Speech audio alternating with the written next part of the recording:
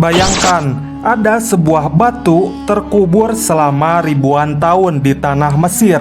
Lalu tiba-tiba batu itu menjadi kunci untuk membaca hieroglif, sebuah aksara yang merekam bahasa Mesir kuno yang sudah hilang ribuan tahun lalu. Batu itu dinamai batu Rosetta, batu yang membuka gerbang untuk memahami peradaban Mesir kuno. Bahkan, batu Rosetta dalam bahasa Inggris dipakai sebagai metafora untuk sebuah terobosan yang membuka pemahaman pada masalah yang kompleks.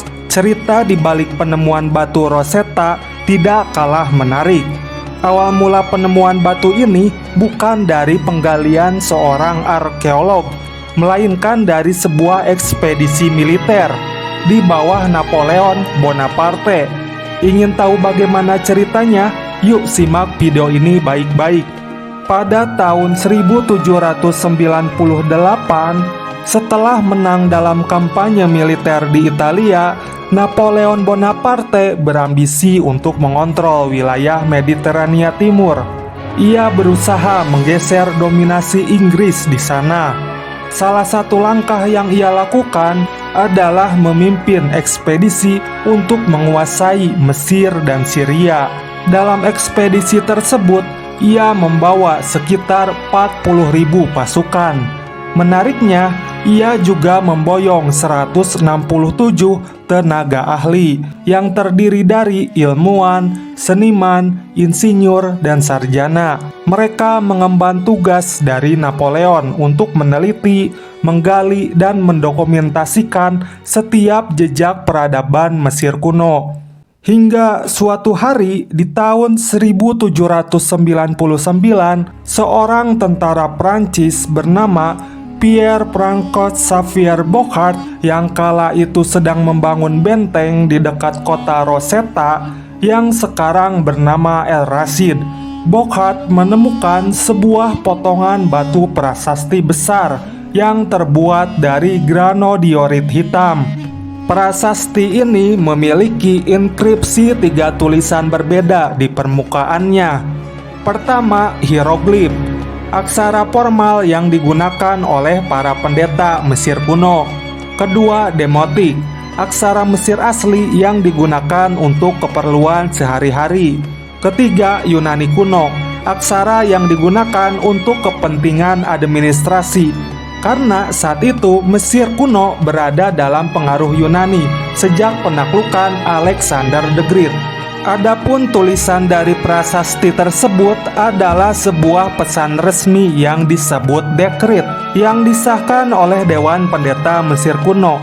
Isi dekret tersebut adalah pemujaan terhadap Raja Ptolemeus V bernama Epiphanes yang kala itu berusia 13 tahun pada saat peringatan pertama penobatannya sebagai raja pada tahun 196 sebelum Masehi. Dekret tersebut disalin ke lempengan batu besar yang disebut stela, yang kemudian ditempatkan di setiap kuil di Mesir. Batu Rosetta adalah salah satu salinannya.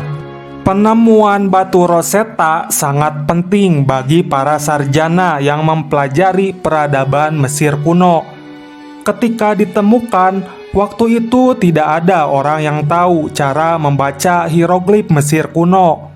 Para sarjana tidak tahu kalau isi tulisan batu Rosetta memuat isi pesan yang sama dalam 3 aksara yang berbeda. Namun, walau begitu, situasinya tidak terlalu gelap. Ada titik terang. Karena waktu itu sudah banyak ahli yang dapat membaca aksara Yunani kuno.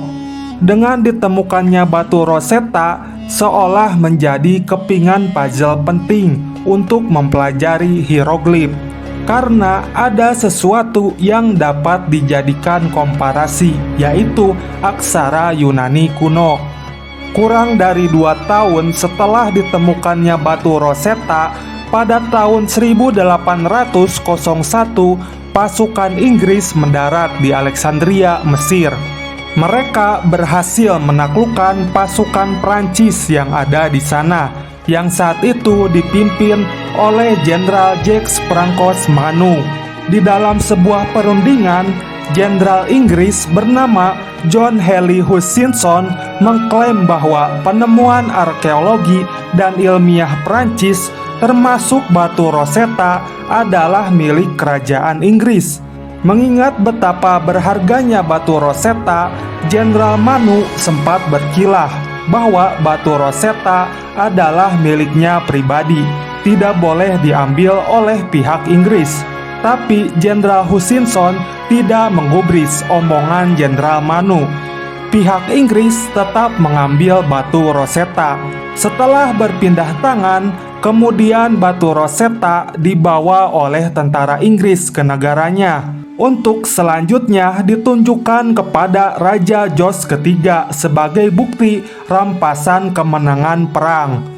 Akhirnya, batu Rosetta kemudian disimpan di British Museum sebagai koleksi dan bahan untuk penelitian. Orang pertama yang berhasil menguraikan makna dari aksara Mesir kuno adalah Thomas Young, seorang fisikawan Inggris. Ia menunjukkan bahwa aksara Mesir kuno merekam bunyi dari bahasa Mesir kuno sendiri. Salah satu pencapaiannya, ia berhasil menerjemahkan bahwa beberapa hieroglif pada batu Rosetta merujuk pada sebuah nama, yaitu Ptolemeus. Namun, apa yang dikerjakan Young masih belum sepenuhnya bisa memahami keseluruhan teks batu Rosetta. Baru pada tahun 1822, seorang ahli bahasa Prancis bernama Jean-Francois Champollion kemudian berhasil menyempurnakan apa yang dikerjakan oleh Thomas Young. Champollion berhasil menguraikan keseluruhan isi teks batu Rosetta dengan menerbitkan terjemahan lengkap isi batu tersebut. Hal ini menandai momen bersejarah. Untuk pertama kalinya dalam ribuan tahun, manusia modern bisa sepenuhnya membaca tulisan Mesir kuno. Sejak saat itu, piramida, kuil, dan makam yang selama ini bisu akhirnya dalam tanda kutip bisa berbicara. Batu Rosetta adalah simbol pertarungan hegemoni dua kekuatan kolonial antara Inggris dan Prancis. Rivalitas di antara keduanya melahirkan penemuan arkeologis terbesar dalam sejarah, mengingatkan kita bahwa meskipun perang seringkali membawa kerusakan, tetapi di sisi lain juga memotivasi perkembangan ilmu pengetahuan. Cerita masa lalu tak akan hidup tanpa pendengar. Jadi silakan tinggalkan jejak dengan like, komen, dan jangan lupa subscribe.